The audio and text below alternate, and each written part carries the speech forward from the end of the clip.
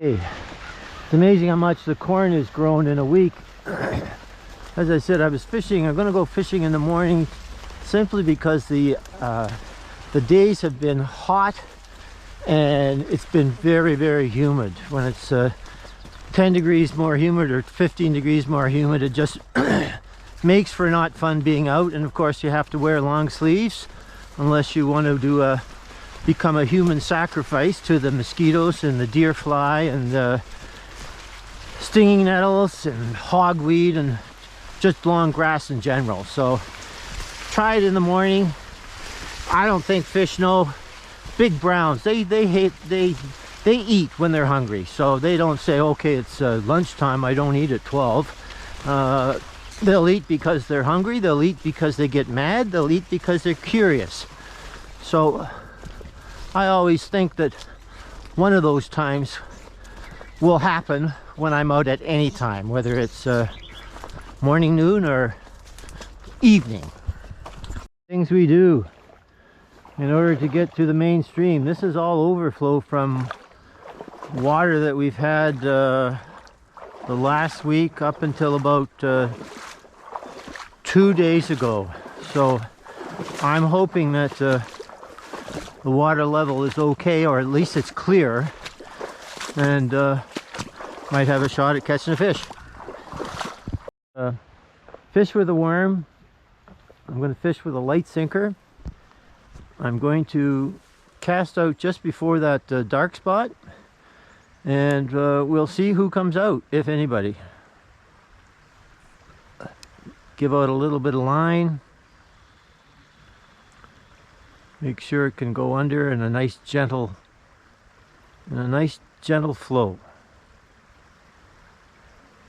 It's a beautiful stream, nice water up there. I might throw a lure up there later, but at the moment I'll try and content myself with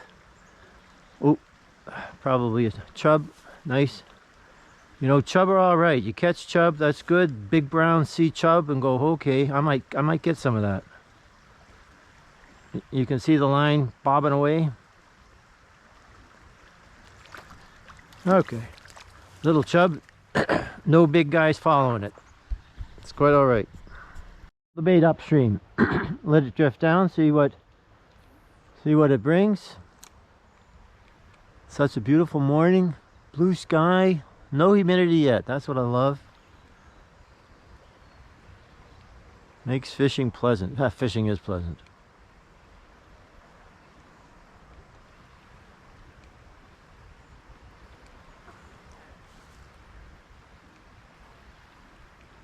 A long time ago, when I just used to catch and release, or actually I just used to catch, I brought some trout home. I found out my wife had to get up the next morning at 5:30 to go to work, so I thought I'm going to get up and cook her a nice trout breakfast. Trout in a skillet, butter, garlic, parsley, away I went. Had it all ready. She came down the stairs and said, "What is that terrible smell?" I went, "Oh." She said, "Oh my goodness." She said, "My nose is just, I think I'm going to throw up." That probably wasn't the reward I was hoping for, so she actually left and ate at work. So about a couple hours, maybe 3 hours later, I decided to eat what I prepared, and you know what? She was probably right. So that was the beginning of catch and release. A sinker off the split shot. I thought maybe now the bait's going too high, so I put it back on, and we'll see if I can get under that brush again. Oh, I think that's good. Okay, go do your work.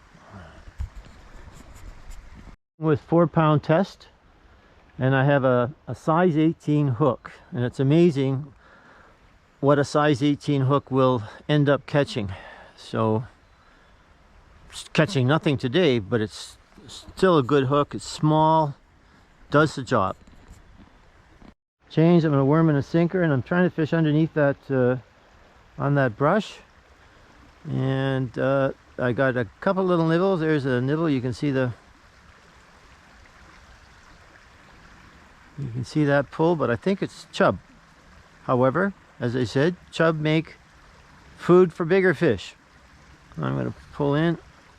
Yeah. Oh, actually I have a large worm on, which a small chub will spit out, can't swallow it. So I'm hoping for a big guy to come along and he can do the finishing work on it. Okay, let's get underneath there again.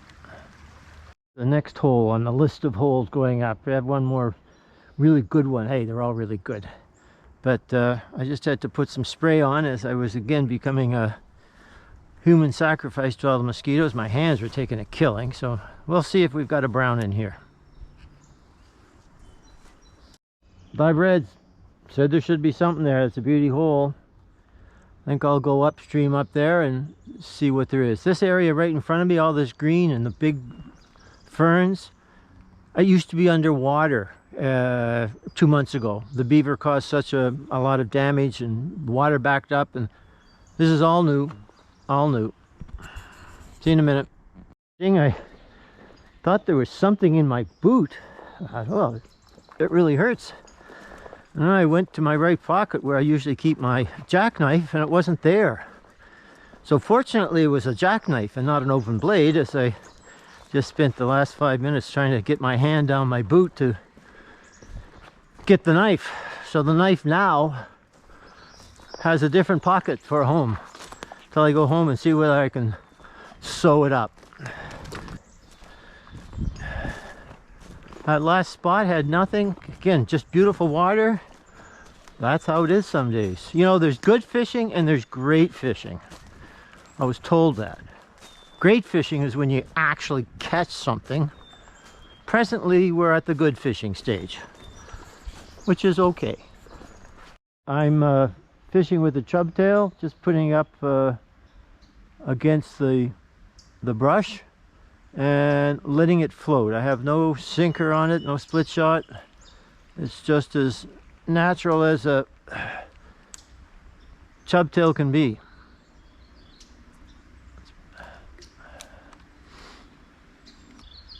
Beautiful water. I think I got a big brown on here and I didn't even know there was a tug. See my pole? That's bent because there's a fish on there. Let's go a little closer.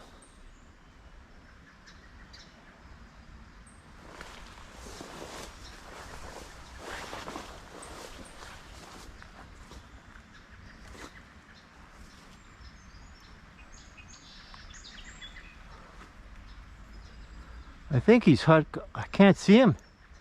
He's hooked up in the woods. Goodness.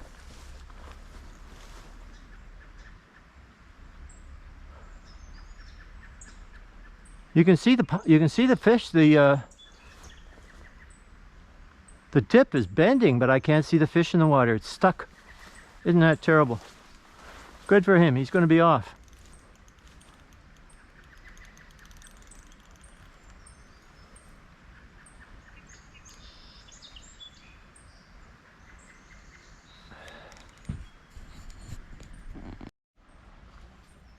Well, that was a nice fish. I saw it for about 4 seconds. It hung up on that log in front of me and then said goodbye. So I'll wait around. I'll wait around. I've got patience. I'm retired. He's not. Or she. Well, I saw a log to my left and I thought that has to be a log. That can't be a brown trout. And Mr. Big just went from left to right. So we'll see. I'm going to turn this off for a bit, see what I can find. See if I can find him. He'll come back. I've got lots of patience for this. And I have 2 batteries, being smart and old. Mr. Fish just went right to left and he made waves. So he's not up to the right anymore. He's way down there. And that was probably 26, 28 inches. That was a big fish.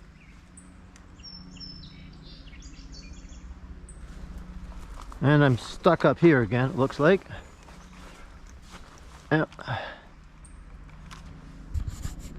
have to say the last 10 minutes have, I guess, been part of fishing, but I've been taking off my hook because it was caught up on the sinker, and then the line broke, so I had to retie the hook. And as I said, 76-year-old eyes, a size 18 hook, trying to find the eye.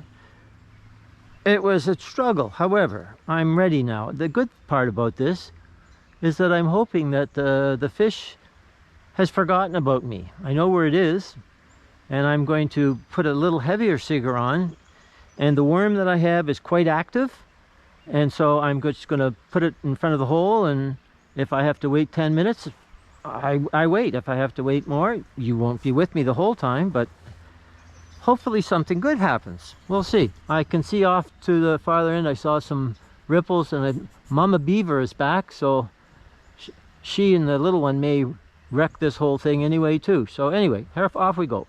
I'm going to cast.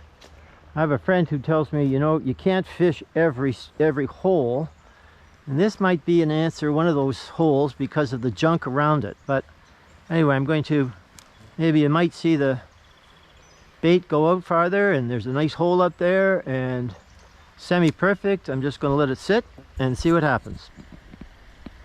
It's got a brown trout. It's a beauty, I think. You saw it splash.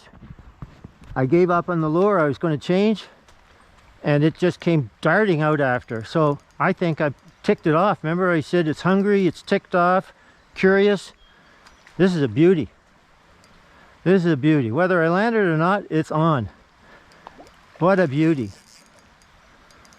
Oh, came right out after it. I was surprised at that. I can just get it over into the, well, I don't think it's tired yet.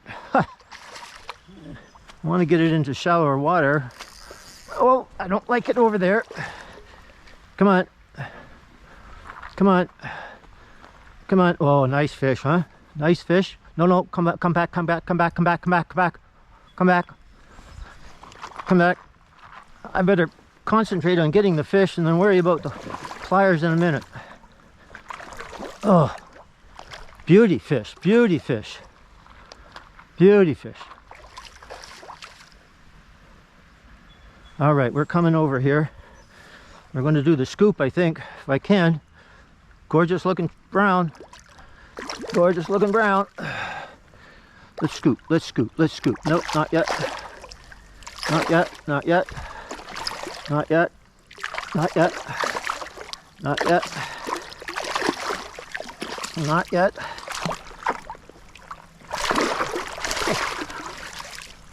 I think it left.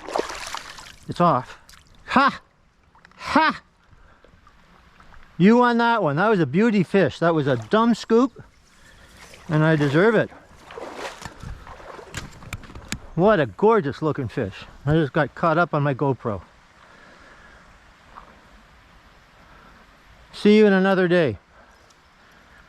Too careful, too cute. Take care. I'm just going to throw up once because up there again. Gosh, that was a beautiful fish. Just coming at it. As I say, you never look at the, I never look at the lure. I look at 2 feet behind it. And this brown was coming at it with a vengeance. I went, that's pretty exciting. Now, I think I missed it. I think I missed a cameo appearance from Alfred Hitchcock. I think with Alfred, if Alfred had appeared, I think we would have caught a big brown. However, another day. A couple little casts up here. Oh, that was a big fish. Whew. Big fish. Silly to lose it. Haven't lost one in a long time. I deserve that one for sure. Quite frankly, that's how you spend an hour at a beautiful hole. And again, that was a gorgeous fish. So I think I'm gonna call it a day for a day. I gotta watch these logs and go home and think about the fish. Think about the scoop technique, which was very amateurish for sure. I said earlier, 2 types of fishing. Good fishing and great fishing. Great fishing when you catch something. I actually caught something, but I didn't catch it, so maybe that's called good plus. Well, that was a good lesson. It's not on the bank and caught until it's on the bank and the caught, and I I got to be more patient. That was a silly move. It reminds me of fishing with my dad a long time ago. He caught his first brown trout. He's in the middle of the stream.